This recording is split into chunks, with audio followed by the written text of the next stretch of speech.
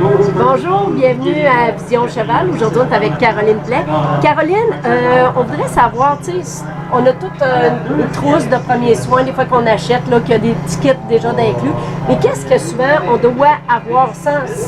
On peut acheter cette petite boîte-là, mais si on achète d'autres choses, si on veut compléter, qu'est-ce que tu nous conseilles à mettre dans notre trousse de premiers soins, autant dans le trailer qu'à l'écurie, oui. que... Partout. C'est sûr que c'est important d'avoir une trousse de premiers soins parce qu'on ne sait jamais quand est-ce qu'il va nous arriver un petit bobo. Puis comme tu dis, les trousses qu'on achète en pharmacie, c'est excellent parce que c'est une bonne trousse de base qui contient un peu de tout.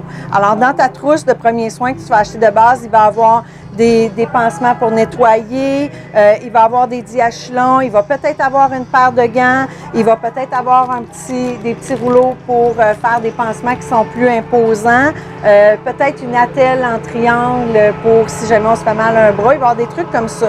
Moi, je dis c'est toujours agréable de rajouter certains trucs.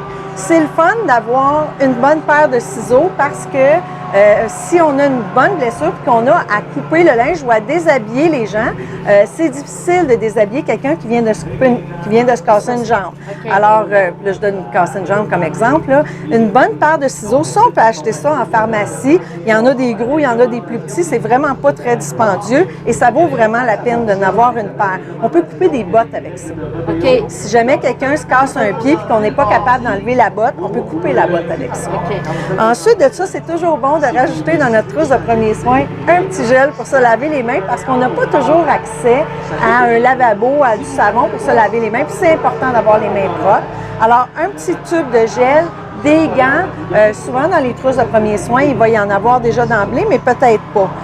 Moi, je vous dirais, j'aime rajouter dans mes trousses de premiers soins, on en a parlé dans une autre capsule, des contenants d'eau salée stérile qui sont individuels parce qu'un coup que c'est ouvert et qu'on l'a utilisé, même s'il en reste dedans, c'est plus bon. Alors, c'est bon d'avoir des petits formats pour pouvoir les utiliser quand on en a besoin. Pour bien désinfecter. Pour bien nettoyer. Tout ce qu'on n'a pas besoin... Désinfecter, nettoyer, oui. Ouais, on n'a pas besoin d'alcool ou de gros produits. De l'eau salée, ça fait la job. Tout à l'heure, on a parlé de peroxyde. Quand on a une plaie qui est très sale, une plaie avec beaucoup de sable, beaucoup de terre, le peroxyde pour le premier désinfection, c'est excellent. Ça va faire sortir la terre, ça va faire sortir les trucs qui sont restés dans la plaie. Alors ça, c'est bien de rajouter ça. Tu vas faire ça, tu vas mettre du peroxyde avant ton eau salée. Oui, exactement. On rince après avec de l'eau salée. Ça aussi, ça se vend dans des petites bouteilles. Celle-là est en spray, c'est encore mieux. Push, push, push, ça fait la job. On a parlé aussi tout à l'heure de la colle pour fermer une plaie. C'est sûr qu'avant de fermer une plaie avec de la colle, il faut s'assurer qu'elle soit bien nettoyée. Mais ça, c'est vraiment pratique. Si on n'a pas le temps ou on n'a pas le goût d'aller se faire des points, c'est pour des petites plaies superficielles. C'est extraordinaire. C'est quand même relativement dispendieux, par exemple. Un tube comme ça coûte 20 $. Alors, puis ça ne se vend pas n'importe où non plus. Alors, il faut quand même les trouver. Je vous dirais, c'est le fun d'avoir dans nos trousses de premiers soins des bandages élastiques de différents formats. Des petits pour les poignets, des moyens, là, j'en ai pas un moyen, là, mais moyen pour la cheville, le gros pour la jambe, la cuisse, le mollet. Peut-être ajouter un rouleau de V-Trap qu'on a tout pour nos cheveux. Oui, exactement, ça fait la job. Ça pourrait en garder un qui soit propre quand même. Exactement. Des diachylons de différents formats, de différentes grandeurs, mais différentes formes aussi, parce qu'on ne s'est pas utilisé sur les mêmes plaies. Les petits sacs de froid qu'on peut garder dans une trousse si jamais on n'a pas accès à de la glace, on le perce. C'est un sac qui contient 2 produits chimiques à l'intérieur, un qui est solide, un qui est liquide. On brise celui qui est liquide, on brasse, ça devient froid. C'est hyper pratique. Ça non plus, c'est pas très dispendieux. Et des attelles flexibles qu'on peut adapter à toutes sortes de fractures. Là, c'est sûr que je ne vous dis pas que quelqu'un se casse quelque chose chez vous, il faut nécessairement lui mettre ça puis l'amener vous-même à l'hôpital. C'est toujours suggéré de ne pas déplacer quelqu'un qui a une fracture, surtout si on n'est pas formé pour le faire.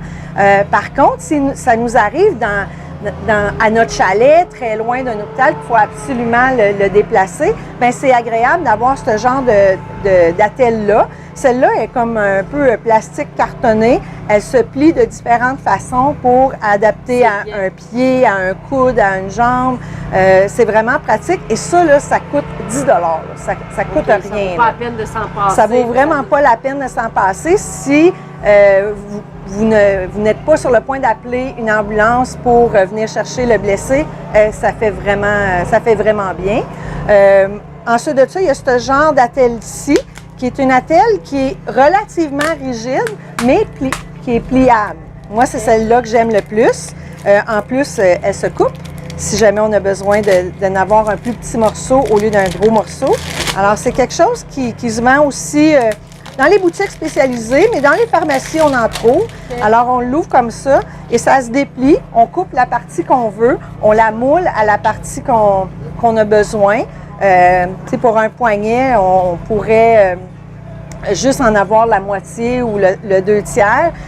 Quand on immobilise, puis là, je ne veux pas vous faire un cours sur l'immobilisation d'une fracture, mais il faut toujours immobiliser en bas de la fracture et en haut de la fracture les deux articulations. Donc, ça implique que si on s'est brisé le bras, il faut immobiliser le poignet et le coude. Donc, quelqu'un qui se serait fracturé le bras, on voudrait que l'attelle soit installée pour que le bras soit immobilisé au coude et au poignet.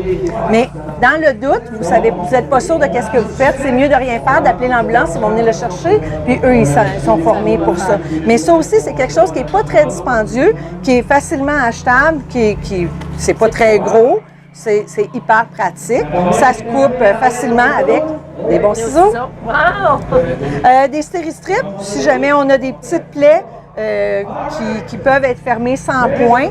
Vraiment, c'est pratique. Ça aussi, ça vient en différents formats, en différentes sortes. Il y en a qui sont plutôt plastifiés, qui sont très, très résistants. Ça vient en longueur différente. On coupe ce qu'on a de besoin. Il y en a en papier aussi. En papier, c'est moins résistant. Dès qu'on a chaud un petit peu, ça décolle, alors c'est moins intéressant un peu. C'est les points de rapprochement. Exactement, c'est les points de rapprochement. C'est toujours intéressant d'avoir ça dans une trousse de premiers soins. En pharmacie, il y en a toutes les... Oui.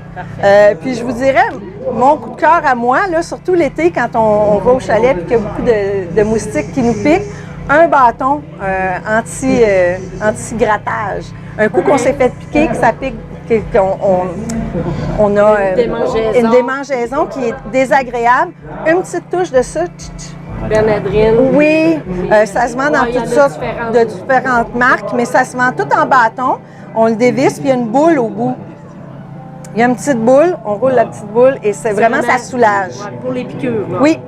Oh, excellent. Bien, merci beaucoup. Super Ça fait plaisir. intéressant. On se revoit pour une autre capsule.